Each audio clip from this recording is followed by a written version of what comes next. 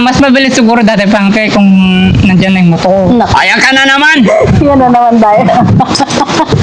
Yan ang sinasabi ng agad kapatid yan, mo. madaling araw pa lang magbukay na ako. Kay kapatid natin iluwar muna bagong yung motor. Kasi pinipilit niya yung motor eh. Bago yung motor, kawayan, tanggalin natin at bahay. Opo. Tanggalin natin baga may bahay siya. Yun ang ano natin. Baka hanggang salita ka lang pag nandyan na eh. Hindi ako naman ang Ako na yung sasabak na mag-alaga. nag-aalaga noon. Pagka may bahay, ako na mag-aalaga. Ikaw nag-aalaga pag may bahay. Alang-alang kay kapatid kong Oliver. Mahal ko eh. Oo. Mahal ko si kapatid kong Oliver. Ikaw nga, hindi mo naman mahal. Ako mahal ko si Oliver. Si Nanay Yasing hindi niya mahal yung kapatid Mahal niya. ko din, Daddy Frankie. Bakit kaya mahal na niya ngayon?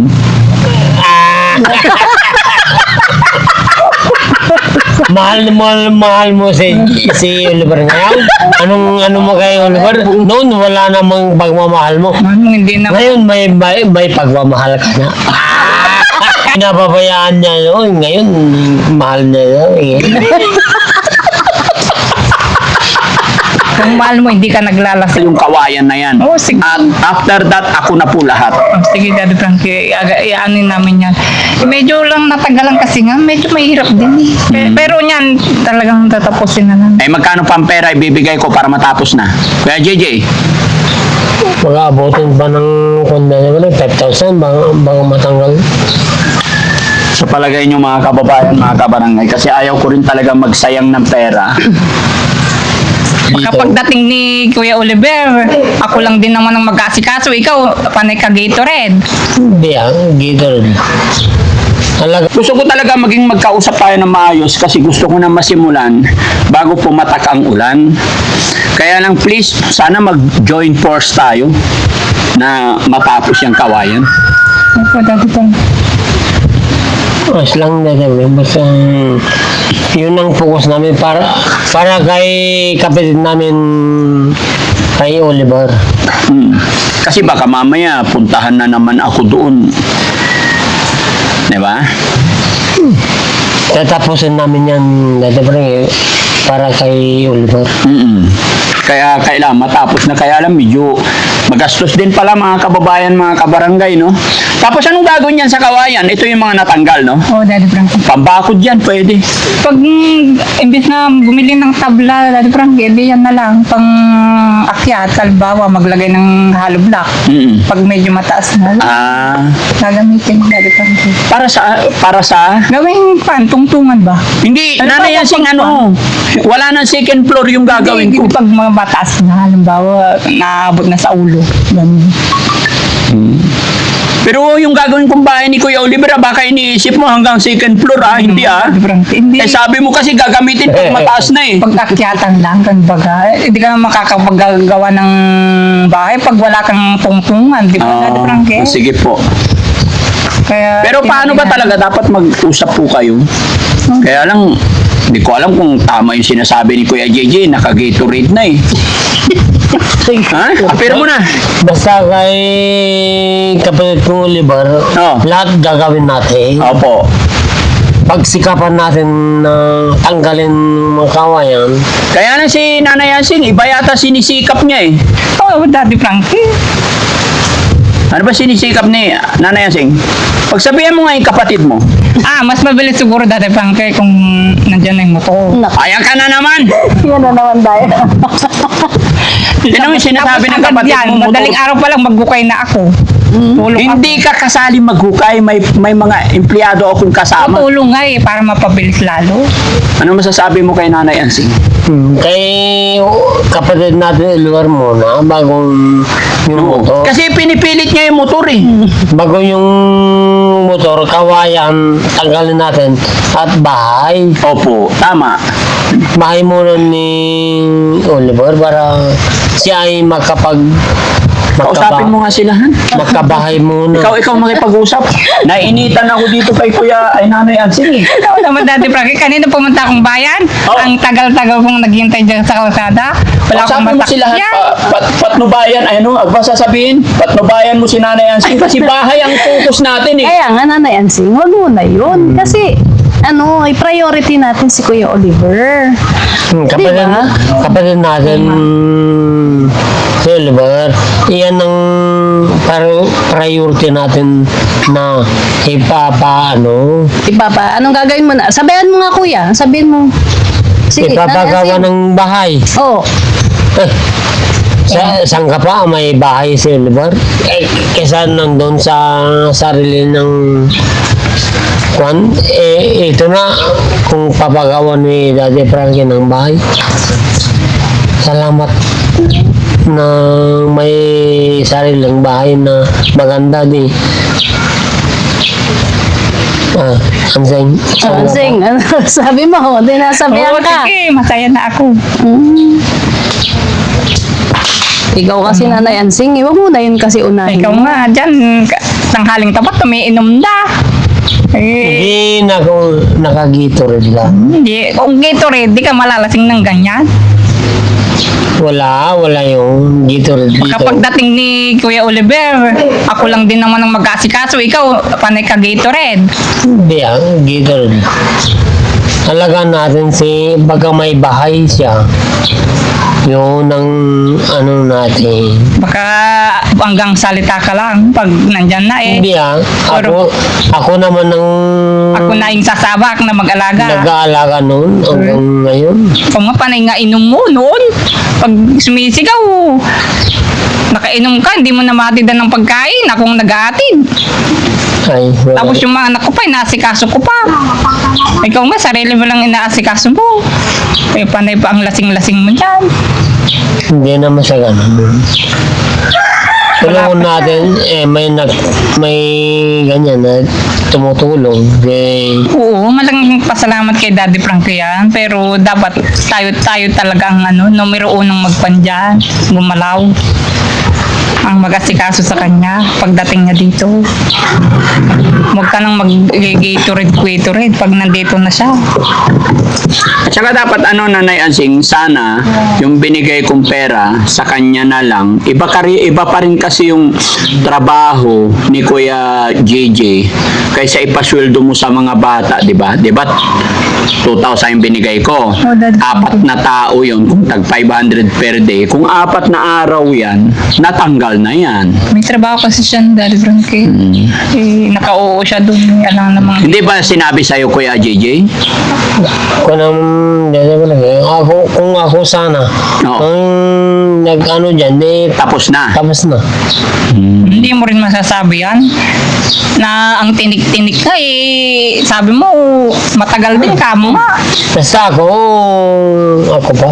Mm. Tanggalin ko yung lahat niyan. Basta ako. Sige, bukas tapusin nyo na. Eh, kaya lang, ang problema, ubus na yung 2,000 eh. Yun lang. Mahirap din kasi, Daddy Frankie. Nakita ko talaga. Pero kaya, Nanay Ansing, kung yung 2,000 talaga, kumuha ka ng tao, pinakontrata mo, tapos na yan. Akala ko kasi, ang utusan mo, si Kuya JJ, tsaka yung asawa mo, siyempre, iba yung trabaho ng pamilya na magpupokus talaga, concentrate talaga. Pero pag sa ibang tao, tapos sinabi mo pa, mga bata yung kumuha, eh talagang tamang arawan lang. Yun, Daddy Frankie. O paano yan? Ubus na yung 2,000. Tapos ngayon, sabi mo, 3,000 na naman. Eh, baka yung pambili ng hollow blocks natin, mapunta sa kawayan pa lang. Yung pera ni Kuya Oliver, 185,000. 185,000, tama? 181. 181 lang. Kaya nga sinisave ko yung 181 para yung 181, ibibili ko lahat ng materialis yun, Kuya JJ. Tapos yung labor, ako na pong bahala. Labor, pagkain, ano man. Siyempre, pag natapos po yung bahay, kailangan pa natin bibili ng mga appliances, lamisa, upuan, sopa, kama. Ay, ang ganda siguro ng bahay niya, Daddy Frankie. Ayan ka na naman. I-imagine ko na parang ang ganda. Kaya ngayon na iniisip ko, kaya tulungan nyo lang ako. Yung ibibigay nyo lang sa akin yung matanggal yung kawayan na yan. Oo, sige. At after that, ako na po lahat. Oh, sige, Daddy Frankie, i-anin namin yan. Medyo lang natagalan kasi nga, medyo mahirap din eh. Pero yan, talagang tatapusin na namin. Magkano pang pera ibibigay ko para matapos na? Kaya JJ, Mag-aabotin ba ng kunda naman 5,000 bago matanggal? sa palagay nyo mga kababayan, mga kabarangay, kasi ayaw ko rin talaga magsayang ng pera. Hindi, ganito na lang. Palagay ko si Foreman na lang papadala ko dito mga kababayan, no? Kasi 5,000, 3,000. Okay sana kung 3,000 ni Nanay Ansel, pagdating ko sure na wala na eh. 'Di ba? Kunti na lang naman na eh. Bahala na. Kausapin ko na lang muna si Foreman mga kababayan kasi mainit na yung panahon, lalong nag-iinit pa yung panahon. Honey, ano sa palagay mo? Dapat kasi pagtulong-tulungan yun na lang. Hindi, anong masasabi mo kay Kuya JJ? Nakagatorade. Naka-Gatorade. Hindi ka raw niya makausap ng maayos kasi naka-Gatorade ka daw. Sama na Gatorade, Kuya JJ. Ayos lang, madam. Baka nag-Gatorade ako. Happy. Ito lang ako, happy lang. Happy lang. Basta nandito kayo, happy lang ako. Happy lang. Okay. Pero maasahan ko, pag nandito na si Kuya Oliver, wala na magiging problema. Basta, ang trabaho ko kasi, Nanay Ansing, maniwala kayo sa akin. Ito sasabihin ko po sa inyo. Pag nagawa ko yung bahay, tapos nandito na, sana kayo na bahala sa pagkain niya everyday. No? Sige, Daddy Frankie. Aalagaan natin siya. No? Tinuturuan ko na nga yung mga anak ko eh. Pagdating ni Tito ni Oliver, sabi ko, mahalin natin siya. Arugain natin, paramdam natin yung pagmamahal. Kausapin niyo siya, tanungin niyo kung anong kanya, paborito niyang kulay, anong paborito niyang prutas. Tapos mag-basketball kayo, sabi ko sa mga anak ko. Paborito niyang kulay? Sige. Ako nga dahil porque isin ko ma ako mga nag-aalaga. Ngayon pa. Oo. Na kwan? Nung nakakulong si Kuya Oliver, ikaw nagbibigay pagkain. Ako. Nung ba may bahay na maganda? Oo. Pagka ginawa nyo ng bahay na maganda, akong mag-aalaga talaga sa kanya. Ano yung ang Gatorade mo? Tingnan mo, wala pa siya, nag-Gatorade ka na. Ay, paano yung sinasabi ni Nanay Ansing?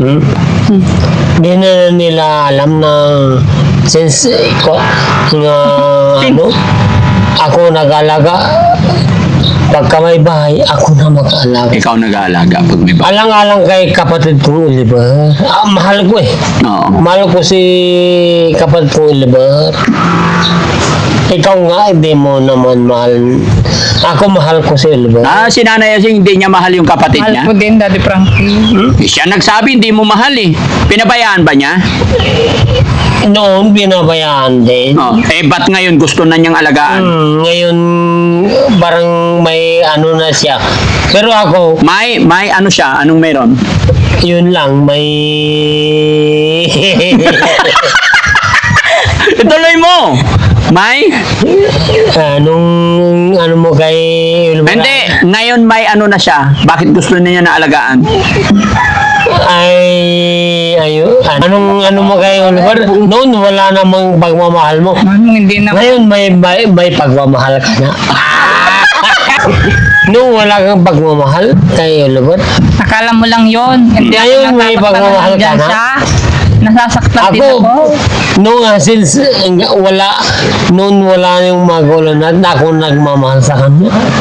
Pero ngayon mahal na daw niya Mahal daw eh. Panay nga ang lasing mo noon. Pero inaalagaan ko sa Oliver. Kung inalagaan mo, uunahin mong pakainin yung kaysa uminom. Talaga, inalagaan ko.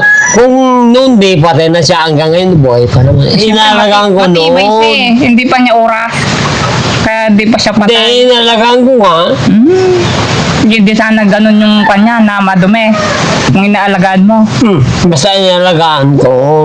Kaya sa po Oliver. kasi, tawala ako noon na ikaw yung nag-aalaga kasi mayroon ka namang wala kang inaalagaan na anak. Ako may mga responsibilidad ako. Ikaw sarili mo lang. Pinapakain ko naman. Binibihisan. Pinapaliguan. Basta inalagaan ko si Oliver noon. Ay ngayon, may pagmamahal kahit sa kanya. Kahit hindi ko man may paramdam yung pagmamahal ko, mahal ko pa rin, kapatid ko yun. Ikaw, Ngayon, ganun ang sitwasyon mo. May pagmamahal mo na rin sa kanya. kung tignan natin pag uwi niya dito, kung sinong mga sikaso sa kanya, Yun. sikaso. Mag-aalaga ka rin sa kanya. Kung Oo, ah. may ano. Pero noon ikaw nagmamahal kay Kuya Oliver. Talaga na naman. Ay, bakit ngayon mahal na ni Ate Ansing? Oo nga. Yun ang ano sa kanya. Bakit? Pinapabayaan niya noon. Ngayon, mahal na eh. Kung mahal mo, hindi ka naglalasing, inaalaga, hindi naman. Tingnan mo, Bakit kaya, Kuya JJ, bakit kaya mahal na niya ngayon? Ah. mahal mo si Oliver ngayon. Oo.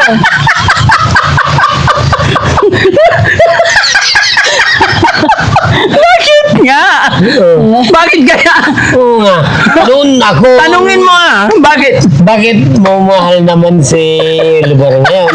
Ako nga nag-aalaga sa kanya noon. Oh, Kung inaalagaan mo siya, hindi ganun kadumi yung damit niya noon. Kung inaalagaan mo talaga. Kaso, At least inalagaan ko. kasi noon, hindi ko siya masyadong naasikaso. Kasi may mga anak. Iyon lang. Ikaw sarili mo lang yung inaasikaso mo. Ako, 3 yung anak ko, maliliit pa. Ikaw, sarili mo lang yung inaasikaso mo eh. Anong sarili? Kaya may si JJ, si Oliver nga, inaalagaan ko. At sarili ko lang ba? Kahit siya, inaalagaan ko rin siya. Si luha ako dito. Oliver. Panay nga ang inom mo ng alak mo. Tapos panay pa yung sigaw niya na pagkain. Panay pa. Alas inalagaan ko siya. How many years ako naman ang nag-aalaga? English yun Sige, kausapin mo yung kapatid mo para pag nandito na si Kuya JJ, maayos na yung pagmamahal ninyo. Kasi mahal na rin daw niya ngayon eh. Bakit ngayon nag-interest ka kay... Hindi, babawi ako ngayon kung noon di ko man siya naalagaan na si kaso ngayon babawi. Ano, bakit ngayon Nag-interest ka mo kay Oliver? Mahal mo mo tayo? Siyempre kapatid ko yun. Hindi naman ako masasamang kapatid. Ngayon mahal mo na rin si Oliver. Noon kasi kulang. Noon, di mo pinapansin. Noon, sabihin ko sa'yo. Kahit na... Tatrabaho ako noon, tapos bulang din ako sa may pagkain. Anong magagawa ko? Yung pagkain namin, sapat lang sa mga anak ko. Walang sobra. Ba't ngayon may interest ka na kay Oliver na mag-aalaga o kay mag-aruga? Ano? Kaya nga, ngayon babawi ako.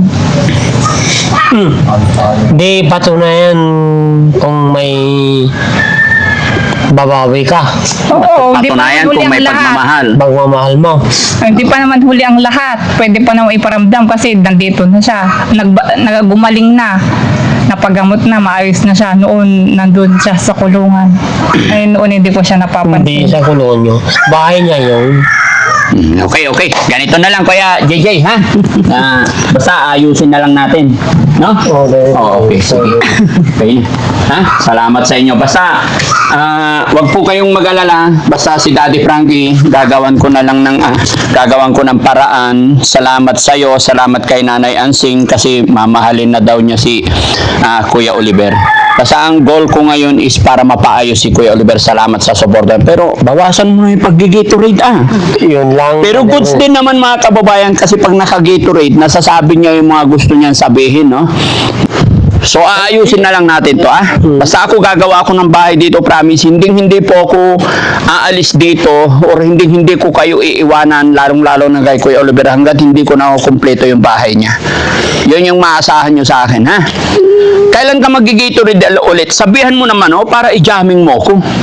Ay, anytime pagka pumunta kayo dito, Dada Frankie. Anong brand? Ako magdadala. Anong brand? Anong iniinom mo? Mucho, Dada Frankie. Masarap ba yung mocho? Oo, Dada Frankie. Sige, pagbalik ko, ha? Basta nandito kayo. May mocho. Bibilhan mo ako. Oo, Dada Frankie. Pero, anong sabi ni Nanay Yansing? Sabi mo kay Nanay Yansing kanina, mahal na niya ngayon si Kuya Oliver. Bakit? Yun ang sabi niya. Baka marinig nila tayo. Yun ang sabi niya. Mahal niya daw si Oliver.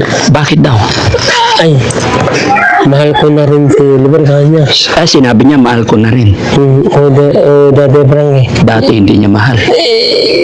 Dada Frankie. Yun ang din na noon hindi niya pinapansin, hindi niya mahal. Ay, ngayon mahal na Dada. Bakit kaya? Ay, nandiyan kayo Dada Frankie. Sige, huwag kayong mag-alala. Lahat kayo mamahalin ko, no? Ay, paano yan? Hindi, ganito na lang mga kababayan para matapos na yung kawayan na yan. Kausapin ko na lang si Foreman. Si Foreman na lang po papupuntahin ko dito. No? Nanay Yansing, bukas papuntahin ko si Foreman dito para ipapakita ko, ha? Kasi kung bata lang yung makukuha mo, mahirap talaga, no? So ayan mga kababayan, maraming salamat. Pansamantala kami po magpapaalam sa inyo. God bless po sa atin lahat at napakainit ng panahon. God bless po. Salamat and God bless. Salamat,